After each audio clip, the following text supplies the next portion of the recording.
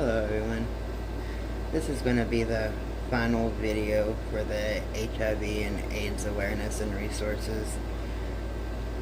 There's quite a bit of information in this one. I'll try to get through it as fast as I can. The United States has made enormous strides in HIV treatment, care, and prevention since the epidemic began 40 years ago. HIV was once the leading cause of death for young people, but because of scientific advances, fewer people are becoming infected with HIV, and those that do are living longer and healthier lives. The rate of the new HIV infections declined 73% between 1984 and 2019, and the age-adjusted death rate has dropped more than 80% since the peak in 1995. In some ways, however, progress has stalled to many people, as many people remain unaware of their HIV status, and the uptake of pre-exposure prophylaxis medicine, also known as PrEP, has been slow. In 2019, approximately 1.2 million people living with HIV in USA. Approximately 34,800 new infections in the USA equals an 8% decrease since 2015. Also in 2019, estimated 1 in 8 people living with HIV in the USA did not know they were HIV positive. And about 66% of people living with HIV received some HIV care, 50% were retained in care, and 56% were virally suppressed. In 2016, estimated 1.1 million people in the USA were allowable for PrEP meds based on the risk factors, but only 78,360 people filled their scripts. Now with the gay, bisexual, and other men who have relations with men, or MSM relationships. MSM make up an estimated 2% of the U.S. population, but accounted for 66% of new annual HIV infections in 2017. In 2019, 56% of people living with HIV in USA contracted it through MSM transmission. In 2018, 1 in 6 MSM living with HIV was unaware of their status. Analysis of HIV diagnosis between 2010 and 2016 found that new infections among all MSM in the U.S. remained stable, but they increased 65% among young Black Americans, MSM aged 25 to 34, and 68% among Hispanic, Latino American MSM in same age group. New HIV diagnoses among MSM in the U.S. by race. White American, 5,805. Hispanic Latino American, 7,820. African American, 9,123. Those in the other category, 1,335. Total MSM, 24,084. African Americans deal with structural racism and inequality that impacts every aspect of their lives, from economic stability to education, housing, food security, and health care. Together, this impact may leave individuals at increased risk for HIV and make them less likely to receive the care they need. It is not surprising, therefore, that survival after an AIDS diagnosis is lower for African Americans than for most other racial groups, or that African Americans have had the highest age-adjusted death rate due to HIV disease throughout most of the epidemic. In 2018, African American people made up 13% of the population, but accounted for 42% of the new cases. An estimated 40% of people living with HIV were African American. 2019, African Americans had highest rate of new HIV diagnosis at 45 diagnoses per 100,000. That's 8.5 times the rate of any white Americans. Among PrEP medicine users in 2016, for whom race data were available, only about 11% were African American compared to about 69% who were white American. In 2018, for every 100 black Americans living with HIV, 63 received some care, 48 were retained in care, 51 were virally suppressed. In comparison, for every 100 people of all races living with HIV, 65 received some care, 50 were retained in care, and 56 were virally suppressed. We really need to make some changes in that area. Everybody deserves better medical. Hispanic and Latino Americans. Hispanic and Latino American communities deal with disproportionate poverty, lower educational levels, and language barriers that can make it harder for people to access the care and services that they need. Hispanic Americans are also more likely to be uninsured than any other community.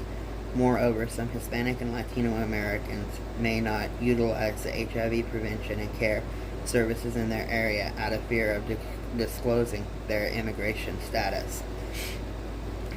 Hispanic and Latino Americans made up approximately 18% of the U.S. population in 2017, but accounted for 27% of new diagnoses in 2018. In 2019, Latino and Latinx Americans in the U.S. had a diagnosis rate of about 22 diagnoses per 100,000 people, which was 4 times the rate of white Americans. In 2018, most new HIV diagnosed in Hispanic and Latino Americans in the U.S., where 85% were among MSM.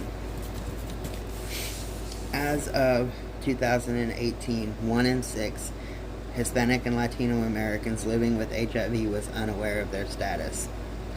In 2018 also, for every 100 Hispanic and Latino Americans living with HIV in the U.S., 61 received some care, 49 were retained in care, and 53 were virally suppressed. In one CDC and prevention report in 2017, only 21% of Hispanic Latino Americans MSM used PrEP meds compared to 31% of white American MSM. As stated, 85% were male-to-male relations. Then 7% were in a hetero relationship, 4% were from injection drug use, and 4% listed in the other category. Transgender. Data has not historically captured transgender people, so there is still not a complete understanding of HIV among this group. Data across many fields show that transphobia impacts all aspects of life for trans men and trans women, from housing and employment to health and safety, and puts them at an increased risk of HIV.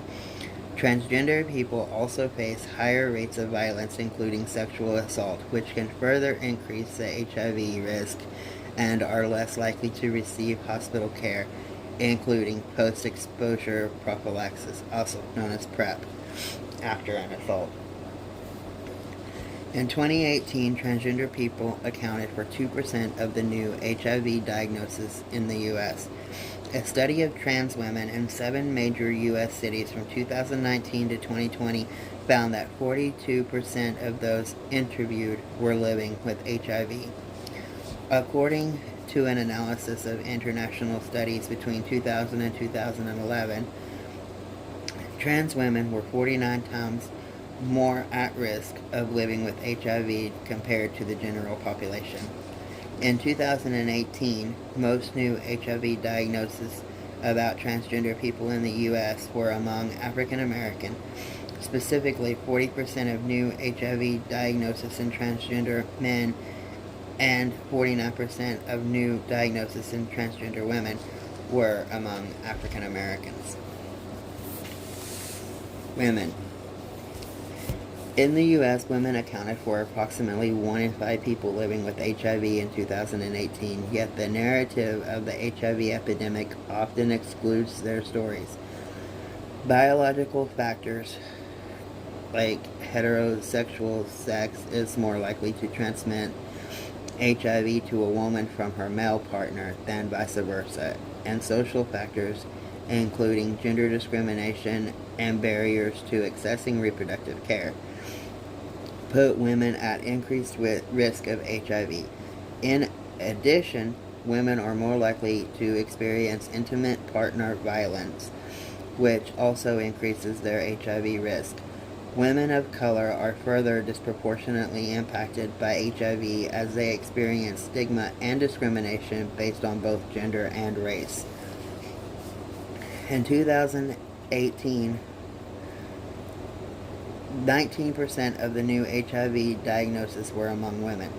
The majority of HIV diagnoses among women, 85% in 2018, were attributed to heterosexual intercourse, while another 15% were from IV drug use. In 2018, for every 100 women diagnosed with HIV in the U.S., 76 received some care, 58 were retained in care, and 63 were virally suppressed. In 2018, African American women made up 13% of the U.S. female population and accounted for 58% of the new HIV cases among women, in comparison to 21% of white women and 17% of Latinas. Data from 2010 to 2014 shows African American women 1 in 54, Hispanic women 1 in 256, and white women 1 in 941. CDC reports 7% of women benefit from PrEP meds. Young people. Ages 13 to 24 are among those most at risk for HIV as a result of numerous social, biological, and behavioral factors. In 2008, prevalence data suggested that half of the new STDs occurred in young people aged 15 to 24, and having certain kinds of STDs can increase the risk of acquiring HIV. Young people may also have difficulty gaining access to HIV testing, treatment, and prevention, as well as other STDs, because of a lack of transportation, mobility to pay, or privacy concerns. Young people who are members of other marginalized communities, including young African American men and young MSM, face increased stigma and a higher risk. 21% of the new cases diagnosed in 2018 were aged 13 to 24. Most new cases among youth are 92% young MSM. Young people are less likely to know their status. Out of 155 new status, in comparison to a study for all ages showing 86 out of 100 new. In 2018, for every 100 young people diagnosed, 79 received some care, 58 were retained in care, and 60 were virally suppressed. According to the CDC, only 11% of young people aged 16 to 24 in the USA could benefit from PrEP meds. So moving forward, HIV has gone from a death sentence to a manageable chronic condition with treatment options. But as the data shows, access to the prevention and treatment options is not always evenly distributed. We must focus on ways to lessen the burden of HIV on marginalized communities and recognize that doing so will take collective efforts to everyone. The societal cat's driving me crazy. That prevent too many members of those communities from accessing the care that they need. Now, if you are needing some information on some local resources, there is a video that I made, either the first one or part 2. think it's part 2, that has every state listed with the health department or the CDC or other information for your state. So you can check out that video, and if you do not know your status, then go get tested. It's always good to know. Have a great day.